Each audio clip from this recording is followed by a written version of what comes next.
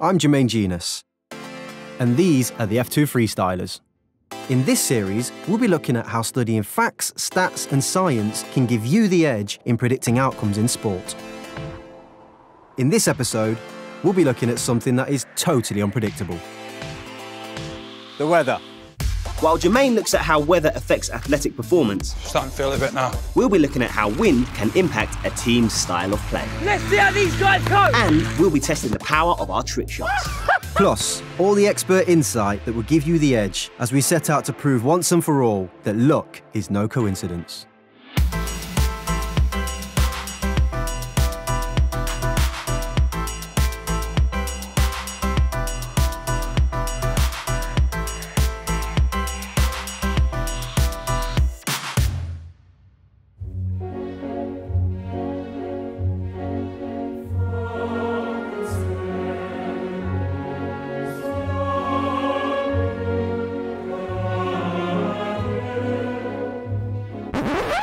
That's all really nice, lads, but could you do it on a cold, wet Tuesday night in Stoke? Jay, it's not even Tuesday, mate. And we're not even in Stoke. Stoke's Britannia Stadium has a reputation of one of the hardest grounds to play at, with pundits often asking if the world's elite players could survive a match there. So what is so special about a cold, wet Tuesday night in Stoke? The thing that was so bizarre and unique about Stoke is that when you went out and someone said which way is the wind blowing, you couldn't say. You know, the litter would be coming from the stands and it'd be blowing all over the place, you know, it'd be blowing a gale. And for the visiting teams, they didn't know what to do. And then they'd get into the tunnel and all of a sudden the noise would hit them. And you could physically see some of the teams beaten before it even got on the pitch. Me personally, it was one of my least favourite grounds to play at. I've been all over the place, Old Trafford, Anfield, the Emirates, won everywhere, but I don't think I've ever won at Stoke in my career. There's gaps in the stadium that allow the wind to come in. It can be raining or snowing at any moment. And we knew if we tried to go toe-to-toe with a lot of teams in the Premier League football, getting the ball down and play, that we'd be getting relegated straight away. So we used the conditions to our advantage because it suited our style of play. Whether it's Stoke, the summer temperatures of France, or even the extreme heat of future international tournaments such as Qatar, success on the pitch is going to depend increasingly on the ability of the team and its players to adapt to these challenging conditions.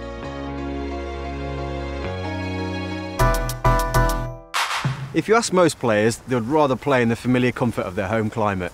So I want to find out exactly how extreme temperatures can affect athletic performance. But for that, we have to do the one thing that I miss least about playing football: the dreaded bleep test. And honestly, as much as I would love to do it, I really would, this guy's going to do it instead.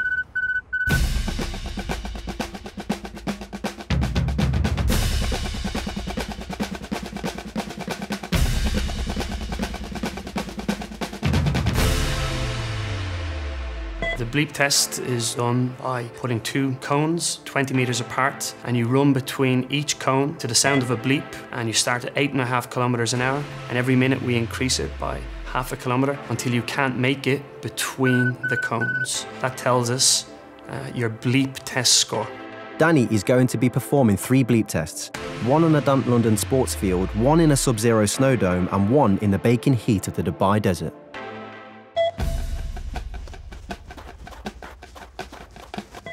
This is going to be hard, isn't it? Tough. I can see already. The heat. Danny Higginbottom is a trained athlete, so his capacity to do endurance running is very high.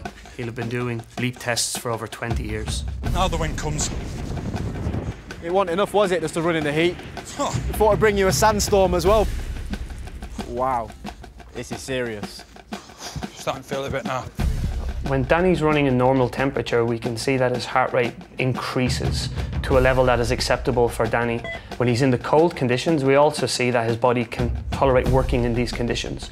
But as soon as he starts running in hot conditions, his unsuitability to that environment means that his heart rate spikes very, very quickly, and his body can't recover.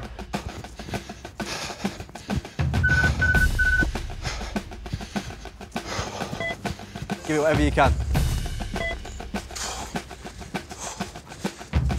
For a 37-year-old player, Danny has done very well in the test. His heart rate has gone very high, but he recovers very quickly. In the cold conditions, Danny still has a very high score, high 10s. until he goes into the challenging situations in the heat, and he can only run half the distance.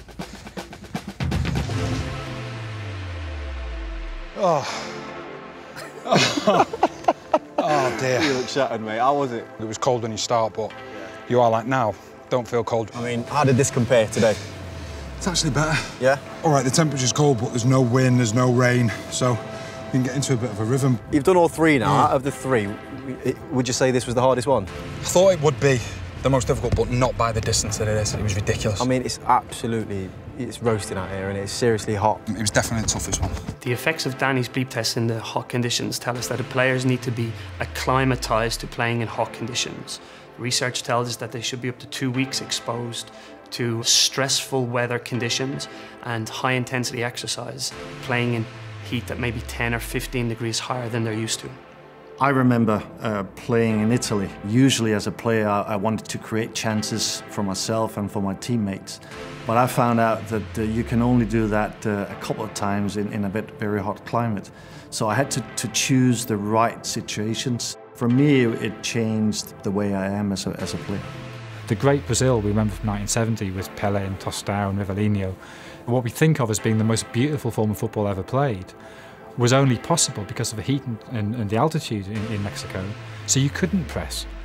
Well, Mexico '86 was incredibly hot. When I played in Monterrey, it was over 110. We were losing a stone per game. There's places in France, obviously, in the Euros where it's going to be hot down south. And you have to maybe adapt a little bit your tactics and certainly your preparation to those climates.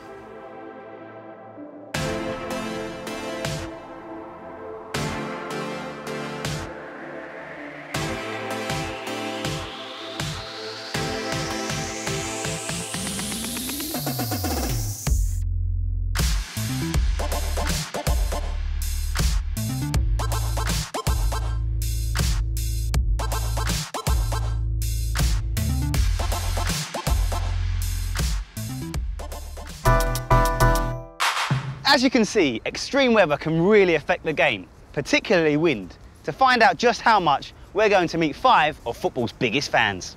Get it? Fans. You get it. We're in southeast London, where a 7-a-side team known for their natural short passing game will face opponents that love long ball tactics in a game of 2 very different halves. So, Jez, the first half's about to kick off. In the first half, we've got no wind. The Oranges are playing short football, the Blacks are playing long ball. Let's see which team fares the best. Jez, they're doing well keeping the ball. Good football. He's won the ball. He should go long here. Yep, he's done it. Oh, he's done well. Finish! Unlucky. But you can see the threat's there. Yeah. Set him. Finish! Yes! Good finish. The long ball Blacks, they're creating much more chances in this first half. You know, they seem to have a chance every minute or two. Can he put him in? Can he put him in? Oh, he's turned. Oh! Once again, long ball led to a goal. The direct style is definitely working for the Blacks. So that's the first half over. The long ball team dominated throughout. However, for the second half, we're about to make things very interesting. Bill, turn on the wind turbines. There's 5 settings on these wind turbines. 5 is the maximum. We've chose number 5. Let's see how these guys cope. You can see how effective the wind turbines are. It's not even staying on the centre spot. What's happening is the long ball team are finding it very, very difficult to judge their weight of pass. So they're overplaying it or underplaying it, whereas the short ball team, they're keeping it short and simple, and there's less mistakes. Goal. These wind turbines have totally changed the game. All of a sudden, the Oranges, they're on top. Oh! In the first half, the Black team's long ball tactics were most effective. They had less possession, but more chances on goal. However, when we turned on the wind turbines in the second half, the long ball team's passing accuracy dropped dramatically, and they weren't able to create as many chances, whereas the Orange team's short ball game was less affected. This shows how much windy conditions can transform a football match. I'd take any weather condition apart from wind. For a goalkeeper in football, all footballers hate playing in wind. It just causes havoc no matter what style of football you want to play. The wind was something that was very difficult because if the ball was coming along from the opposition, you've got to try and judge it, and that could be very tough. Jurgen Klopp's been talking about this season, and something Arsene Wenger talked about when he first arrived, is the wind in England, that it makes it hard to train. Strong winds, as a manager you have to look at it and you have to give the players self-belief that whatever the weather conditions, that your style of play can deal with it. Irrespective of wind, heat, rain, whatever it may be, have belief in how you play and how good you can deal with the ball technically. Personally, I quite like playing into the wind because I knew I had the ability to drop the ball in behind and use the wind. So it's a mental thing. You have to adapt and have turned whatever the elements are giving you into a positive.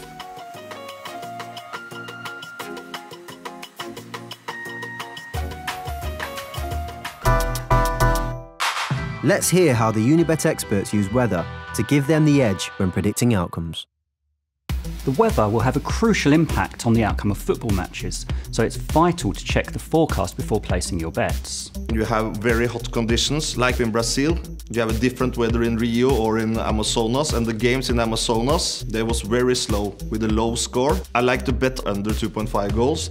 If it's raining a lot and if it's windy, it can affect the creative part of the game. I will be a bit careful with the favourites if it's very rainy and windy. Bad weather tends to equalise mismatched opponents. The underdog has a much better chance of keeping the score close, so bets on under 2.5 goals are usually the intelligent pick. Now, we know Billy strikes the ball so it flies like the wind, but it's time to put it to the test with this little bad boy. Oh, 107. 107. That's the warm-up strike. 108. Oh, that was a 109. Bill, can you do me a favour? Stop going at 90%. Because I know, I've seen you strike the ball harder than 108. Oh, that's more like it, Bill. Well, I fancy it now. I fancy a 112. He fancies a 112! This is the moment you show exactly what sort of power we're dealing with. Look at that, look at that, look at that! I can top that. I've got one more strike in me. Probably at maximum power, then it's going to start going down. Let me have one more. Let's do it. Give me one more. You ready? Oh! What? 120! 120! Bring the camera over here, bring the camera over here. That's unbelievable! 120 kilometres per hour. Bill, do you realise how fast that is? I'm proud of that, Jez. Can I take this home with me, guys? Can I take this home? Come wind or rain, snow or even a little bit of heat, we hope we have given you some true insight to help give you that edge when predicting the outcomes. So look out for more as we prove once and for all that luck is no coincidence. Is it that way then? Yes, mate. Come on, let's go. Let's go. You sure it's this way? You tell me. Let's just go anyway. Fancy a bleep test?